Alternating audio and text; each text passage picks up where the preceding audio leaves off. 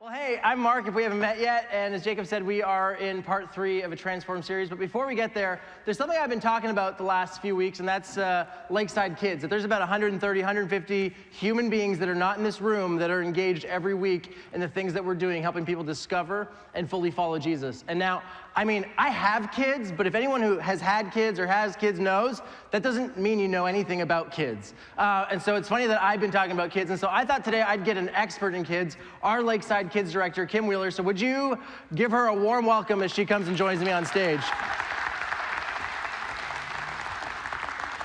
Now, some of you are thinking, like, I've seen her before, and the reality is you could run into Kim in our hallways chasing toddlers who's escaped. It's probably mine. Yes, yeah. Or you may see her in this bougie boutique cheese shop downtown Guelph called Tome, which has just opened, which Kim and her husband just opened. And how many of you like cheese and have been there? Yeah. Well, okay, yep, all right. So anyways, I just said, Kim, I'd love for you to come and share, and so she was willing to escape the children for a few minutes and come and chat with us. And first question I had for her was, if you were in an elevator ride with every adult and every parent at Lakeside, and you just had to give them a quick, like, what is it that you want them to know about Lakeside Kids, what would you tell them? My first reaction was, I'm an extreme introvert. Elevator ride, I can hold out and not talk, it's okay, but that's not the point. So I think one of the things, and we talk about this at baby dedications and some of the parenting stuff that we do as well, is that there's only 936 weeks by the time a child is born until they graduate from high school. And so what that means is time goes by so quickly, faster than we can even, imagine. And with that time, so we have about 40 hours a week, not 40 hours a week, sorry, 40 hours in a year that we get to invest in kids. And so because of that, we're very intentional about what we want kids to learn and what we do with kids. And so really, by the time they leave Lakeside Kids, what we want them to know is that to love God and to love others and to live a full life. And so that's what we're trying to instill in kids every week. I love that, and I think the idea that as parents we get 3,000 hours a year, and Lakeside Kids 40 hours, and yet those 40 hours, I just think of my own childhood. It's incredible the way that I still remember those things. I remember the teachers, the people who reached out and loved, the things they taught us. So now tell us, what is the ideal candidate, the ideal person to be on the other side of that wall? There isn't one. We have some awesome people that spend the morning with the kids. We have teachers, and they're great because they bring a great set of skills with them, but we also have people who work in construction. We have business owners. We have people who are executives. We have teenagers, students, all sorts. So really, and on the surface, it doesn't look like any of those people have anything in common.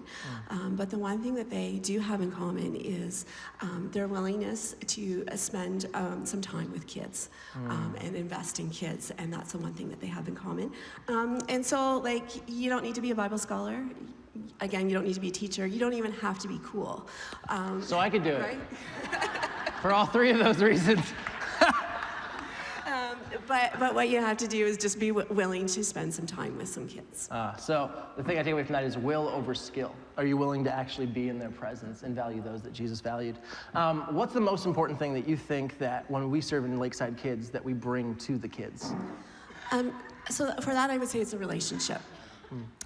So it's welcoming kids, making them feel safe and welcomed.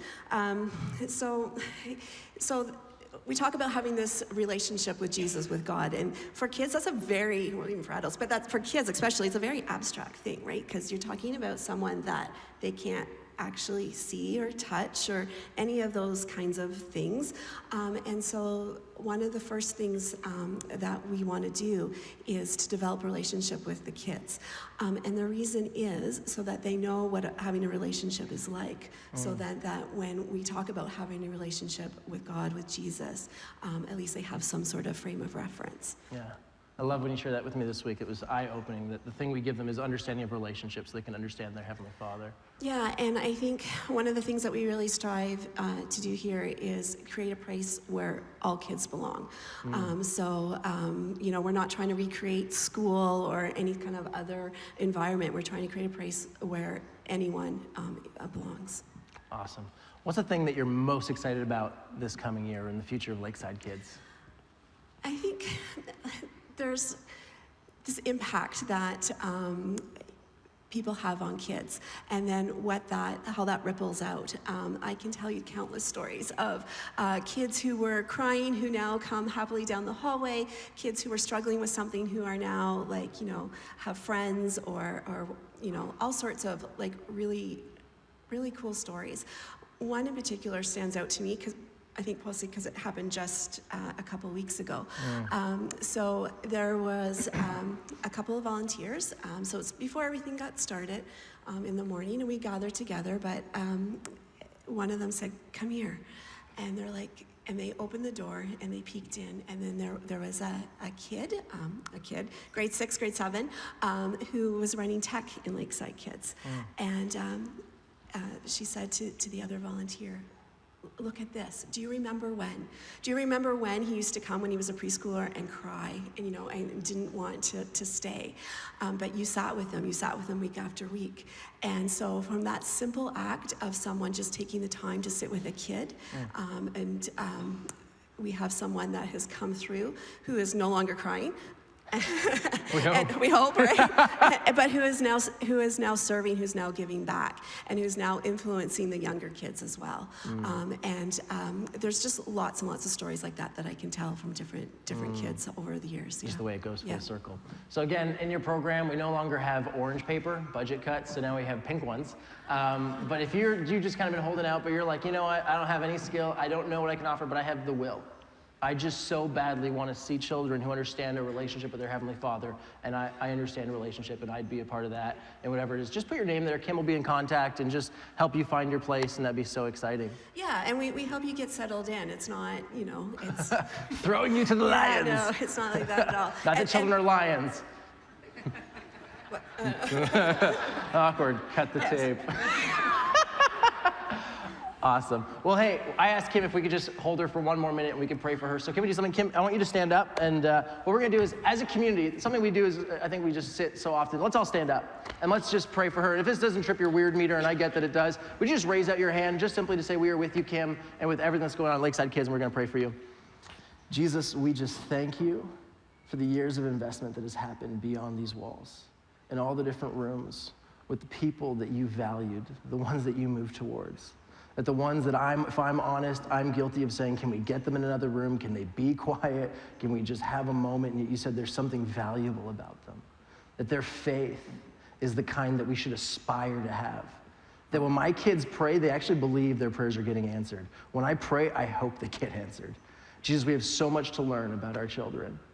Would you just blow that place up, that it would just be exploding with children, but also with youth and adults who are ready to pour in relationship with them. We pray blessing over Kim as she has just carried that massive weight. I know so many times in the off hours, fielding texts, scheduling. Lord, I just pray for an abundance of leaders, that she would not feel alone in any way, but she would really feel like Lakeside as a church cares about those that Jesus cared for. And so we just bless you in Jesus' name. Amen. Amen. Give it up for Kim. And you can sit. Sorry, I should have, you're like, are we going to stand the whole sermon? Wouldn't that be fun? I have to stand the whole sermon. You should too. No. So glad you're here again. As we talked about, we're in part 3 of a series called Transformed. And today we're talking about transformed in your mental health.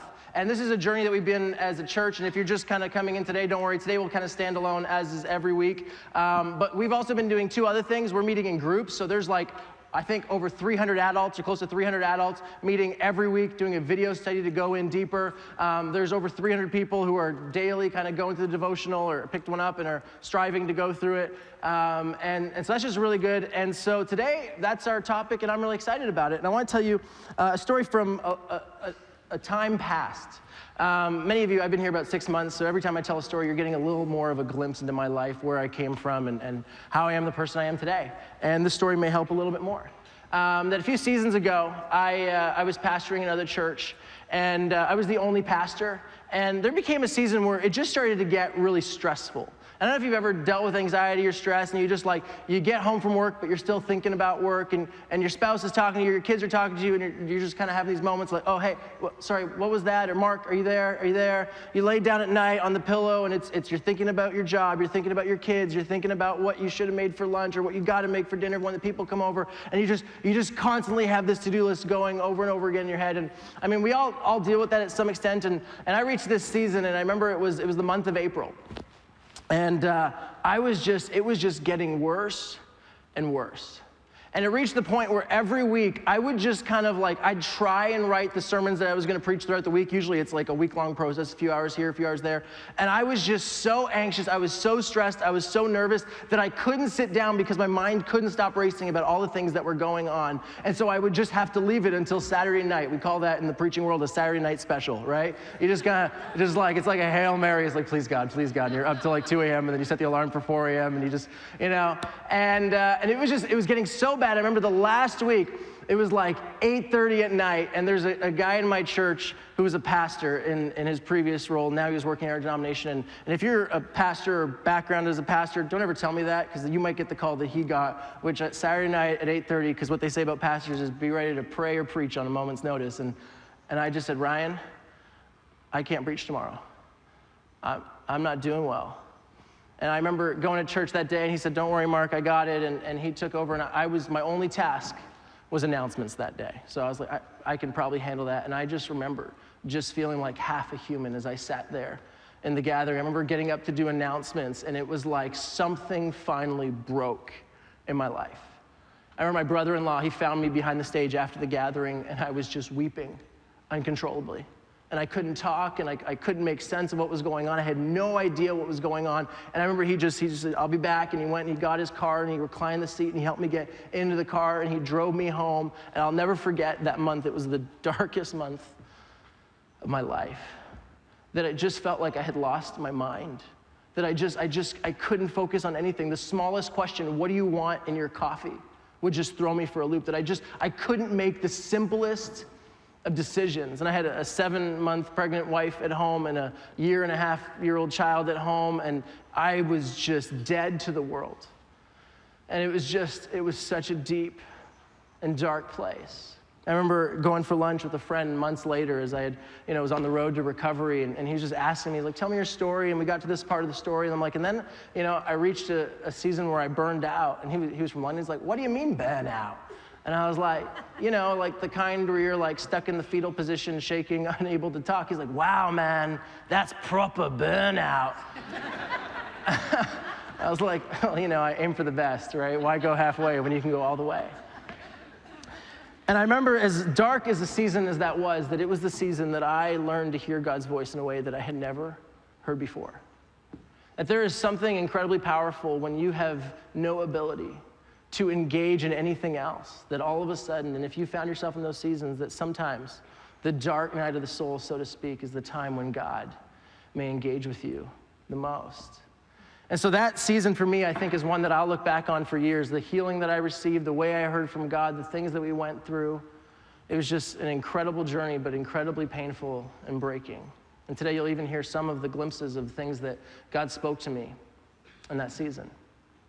And so today, as we talk about transformed in your mental health, I don't think in 30 minutes I could put a dent in a topic that I know plagues so many people. That I know that 25% of people in their lifetime will struggle with depression. That 10% of moms after giving birth will struggle with postpartum depression, where the child that they loved and prayed for 9 months, and the sound or sight of them terrifies them. That I know that this is such a big issue that to try and tackle it in one day would not do it justice. And so I think we're planning and looking at doing an entire month on mental health. And I think it actually coincides with what our culture celebrates as Mental Health Awareness Month in January. And so in January, when you're kind of getting over your food coma and realizing that you don't fit into your clothes anymore, we're gonna talk about mental health and depression. And when you're going to work and the sun is down and you leave your office and the sun is down, we're gonna talk about depression. And when the credit card bill comes in January, we're gonna talk about depression. But seriously, today what I want to do is I want to just see if I can put a little dent in this idea of mental health, because the reality is you've struggled with it, someone you know has struggled with it. If statistics are right, one of those two things will be true of you in your lifetime. And so we want to go after it today. Because if you ask me and you ask anybody who has struggled with mental health in any way, anywhere across the spectrum, what you would hear is they would say, do whatever it takes to get mentally healthy. Because I realize there's so many layers to this. There's some of it that's genetic. There's some of it that's chemical imbalance. There's some of it that's situational. But what they discovered is that 80% of mental health, there's actually help, just even in the human world, let alone the miraculous and what God can do. But that there are actually ways that we can be more mentally healthy. That when we talk about mental health, we view it as black and white, yes or no. Are you mentally healthy or are you mentally unhealthy? But the reality is mental health is a spectrum. That you are moving towards or away from mental health all the time. And the thing I realized after all the counseling and all the recovery and all that time and all the reflection was that I didn't break at the end of the month of April. I was breaking for 10 years as a pastor. And the thing that I realized, and I went for counseling every week with a Christian counselor for 6 months. You know what the amazing thing was? That I discovered over and over and over again that so many of the reasons that I had ended up in the place that I was after 10 years of being in ministry was because of lies that I had believed. That when we talk about being transformed and being transformed internally, we start to realize that that has an incredible impact on not only your spiritual health, but your mental health. And that's true for every single one of us. That the more we actually engage with truth, the mentally healthier we become.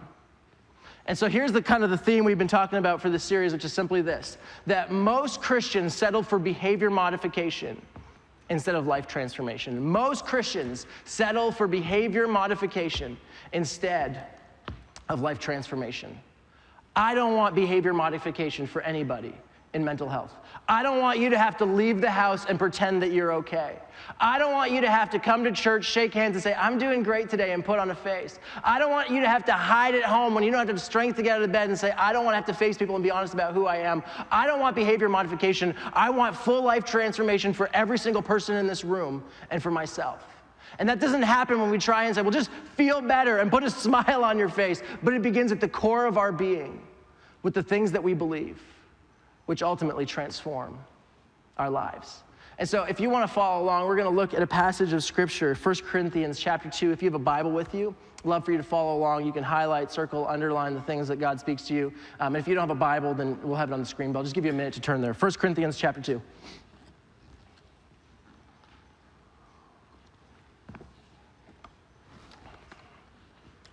So this is a letter written by Paul. We've talked about Paul a lot in the last few weeks. He's writing it to a church. I personally, as a pastor, love this letter because as a pastor, you usually hear about the garbage going on in people's lives, okay? Like, let's just be honest. Nobody calls the pastor. It's like, Pastor, I'm just calling to let you know my marriage is great.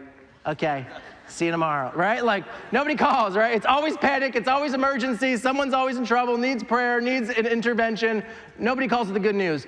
Paul, when he writes this letter, it's like every pastor like just breathes a sigh of relief, like my church isn't the only messed up church in the world, right? Just like this moment where you realize that Paul, as he's writing, he's like, did I hear right? Is this going on? Are you sleeping with your stepmom? Seriously? Even the non-Christians know that's a bad idea. How did you think that was a good idea? I'm like, Paul, you and me are homies, okay? We're just a bunch of messed up people trying to get to know God a little bit more and have him transform our lives. Okay, so we're interrupting his story a little bit, and so I'm just gonna, first I wanna read it for you. I'm gonna read the whole chapter for you, and then we're gonna go back and highlight a few verses, okay?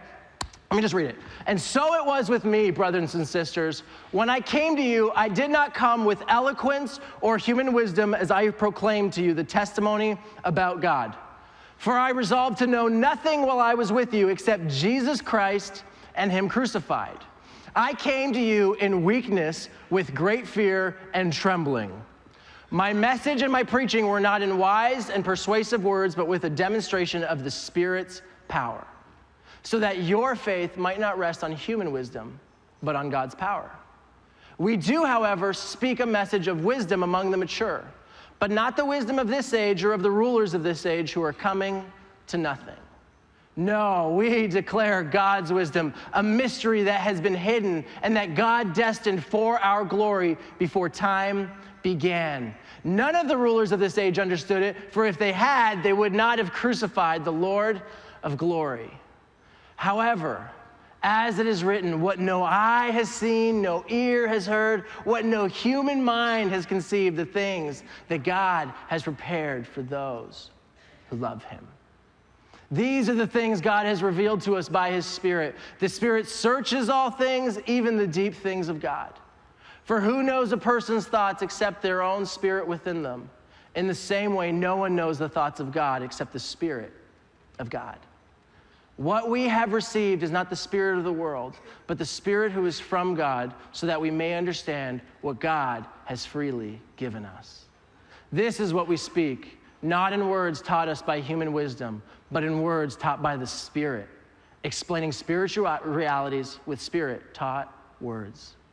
The person without the Spirit doesn't accept the things that come from the Spirit of God, but considers them foolishness and cannot understand them because they are discerned only through the Spirit.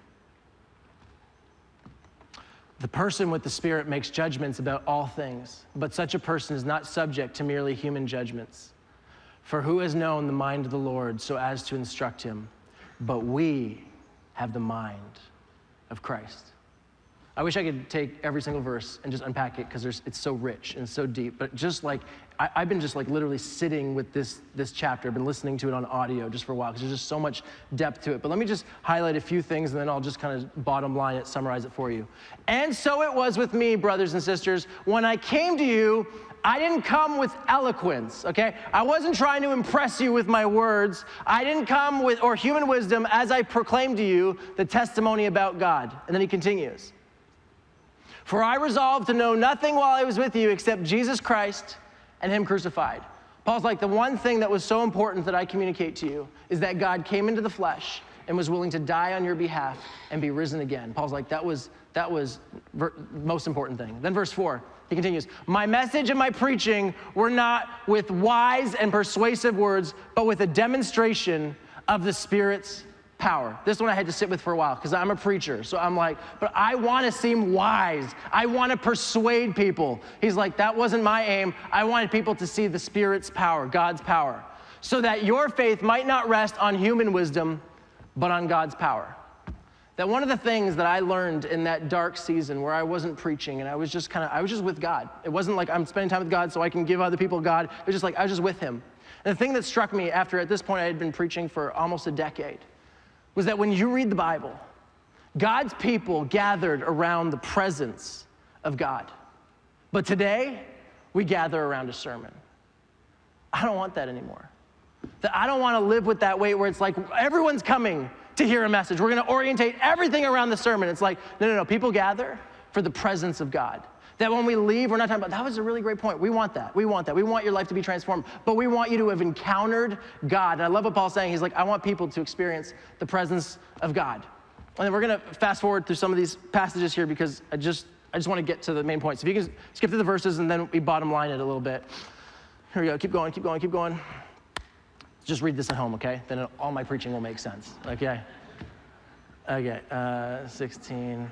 Let's go to the last passage. You good with that? Verse 16. Okay, so he has this whole thing where he's like, listen, you cannot know what God is thinking. That if you got everybody, all the smart people in a room, and you're like, here's what we think God would think, he basically says, you would never get it right because God thinks differently than us. He's like, but the Holy Spirit is God's Spirit. And he knows everything going on in the core of your being, just like your spirit knows everything going on in the core of your being. The things you haven't told your spouse, the things you haven't told the people in your group, the things you haven't told your boss, the things you haven't told your kids, your spirit knows everything. He's saying God's Spirit knows everything about God, and God's Spirit is on you. And then he quotes this passage from Isaiah, back one. I'm throwing the tech guys off today. Here we go. He quotes this from Isaiah chapter 40. It was this question. It was a question in the Old Testament like, who has known the mind of the Lord so as to instruct him? Basically saying, you don't know what God thinks. And then Paul's like, that's how it used to be.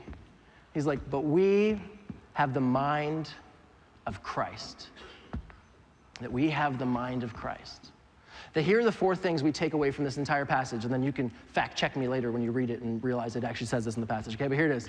Here we go. 1, it is possible to experience and encounter God. This is our dream for Lakeside. That you don't just come here to learn about him. That's called stalking, when you just know about someone, you don't encounter them, okay? You want to actually experience and encounter God, that's what we learn. First thing Paul teaches us, okay? Second thing, God's wisdom is different than human wisdom. We couldn't figure it out, but when you engage with him, he's like, you thought I was sending someone to beat everybody up and kick sin out of the world. I was actually sending my son to die so that everyone who's a sinner could be healed and be in relationship with me. You can never figure out what God is planning. Number 3, the Spirit knows God intimately, and we have the Spirit. And lastly, with the Spirit, we have the mind of Christ. Now, I don't know about you, but like I grew up and I've heard that phrase a lot, and people pray, like just pray the mind of Christ on you. And I've always like, what does that mean? It sounds so airy-fairy. Let me just break it down for you, super simple, okay? Don't overthink it. You ever thought to yourself, like, oh, I wish I had a mind like that? You ever watch Jeopardy? Any Jeopardy fans? Some of you are like, oh my gosh, he's talking to me for once. All right, Jeopardy fans, you ever like watch someone who's just killing it? They're just like every question, and you turn to your spouse, you turn to your friend, you turn to your dog, I don't know, right? You're like, I wish I had a mind like him. I wish I had a mind like her. What are you saying? You just wish you were that smart. You wish you had everything that they had in their head in your head. You ever meet someone who's just super fast, super witty, like everything that happens, they gotta come back? It's like your mama, it's like, no, your mama, right? Like, okay, maybe bad example. All right, but you ever had that? We got a lot of cutting to do today, right? Have you ever had that moment you're like, they're so quick, they're so witty, I wish I had their mind. It's like you wish your mind and the synapses in your brain worked the way that theirs worked. That when he says the Spirit of God is in you, the Spirit that knows everything about God is in you and reveals things to us that we would never know on our own. And he says, and you have the mind of Christ Jesus. Just pause. It's so simple. Think about Jesus. Think about the stories you've heard about him. Think about when you read the Gospels and you see the things he does. He turns water into wine. He steps into crowds and he's not intimidated, whatever it is. Like his mind is active, and they're saying, you actually have that mind when you invite the Holy Spirit into your life. That is actually given to you. You just pause and think about how important that is, and I believe it's so critical for mental health. Okay, just think about Jesus and some of the encounters he had. Let me just give you a few off the top of my head, okay?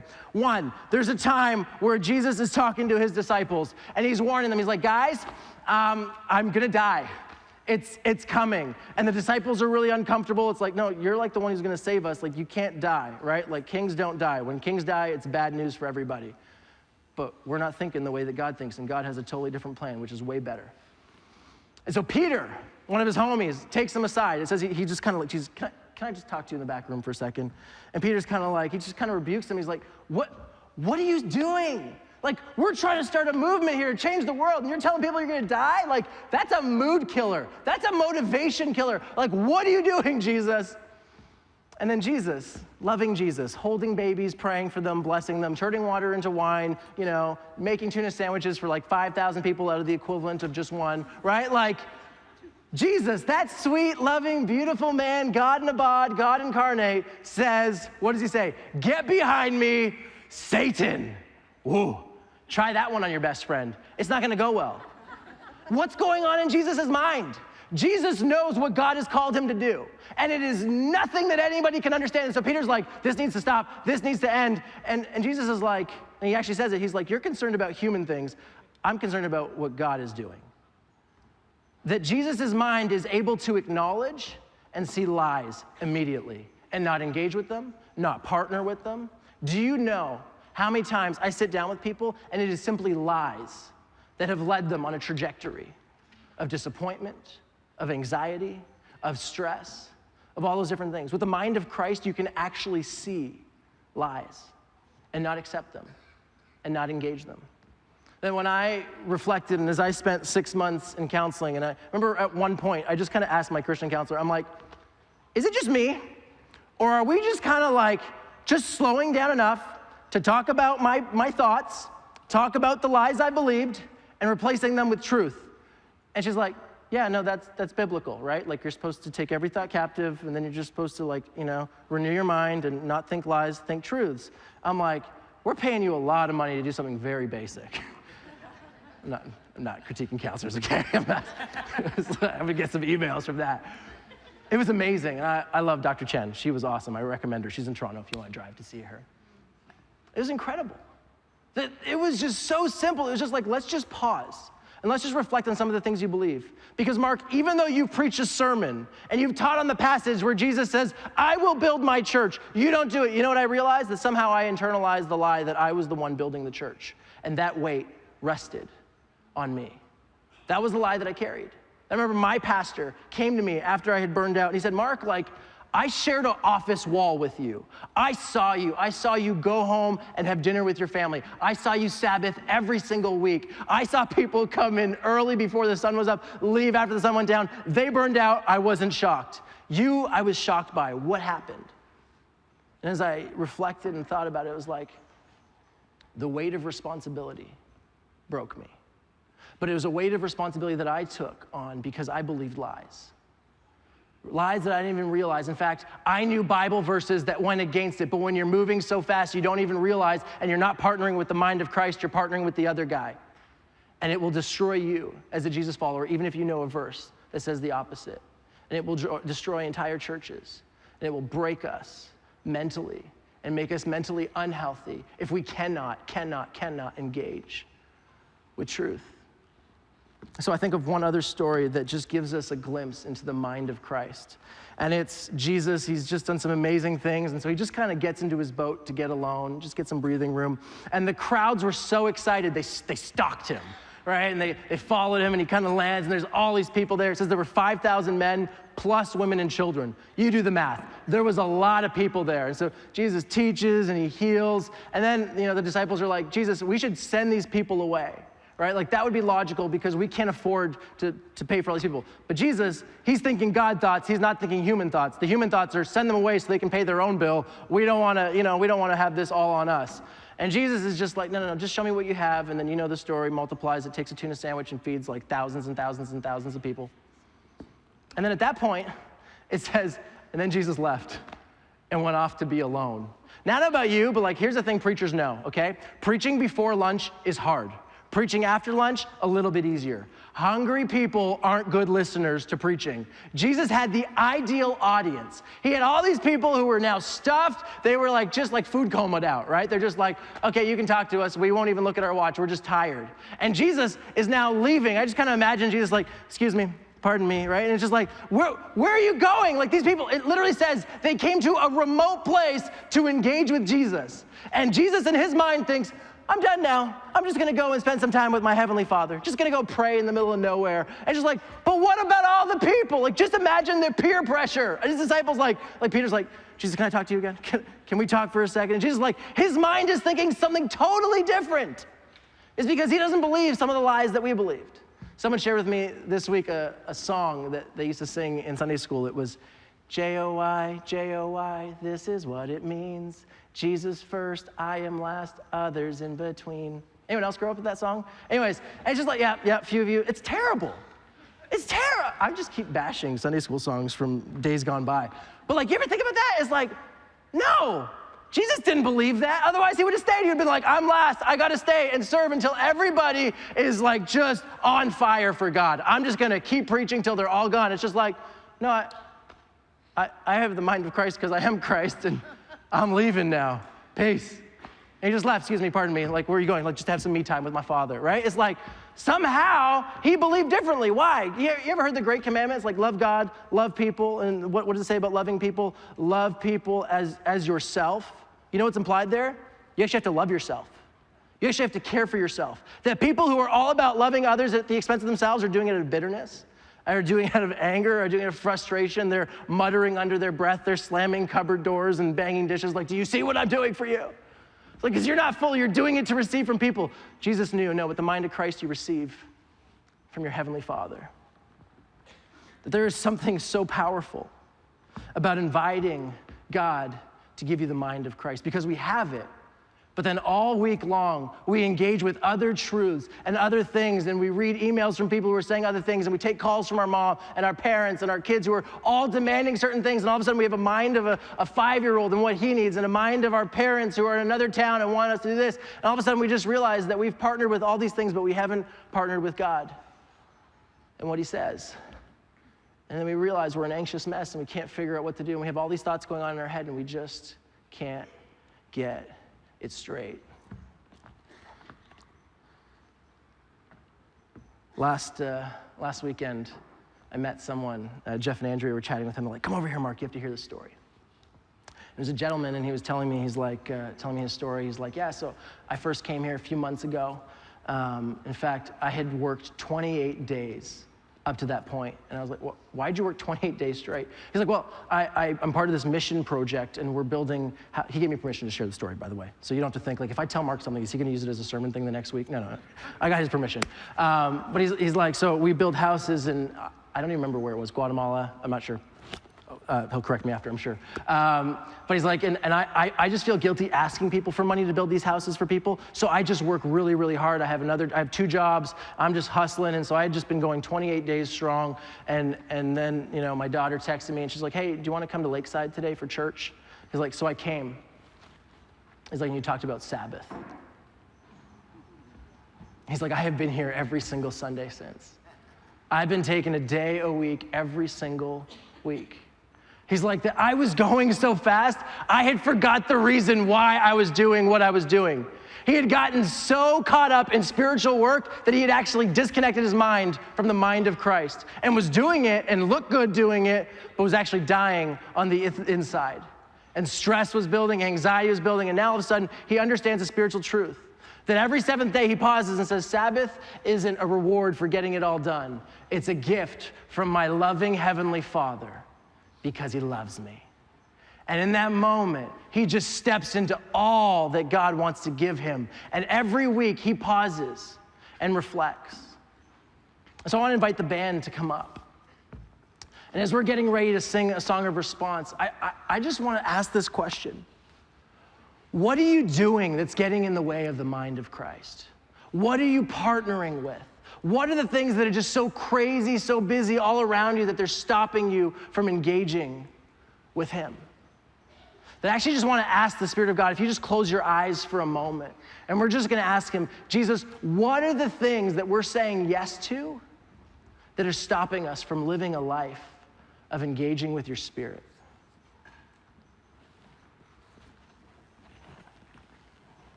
Passage that comes to mind is Jesus speaking. It just came to me now.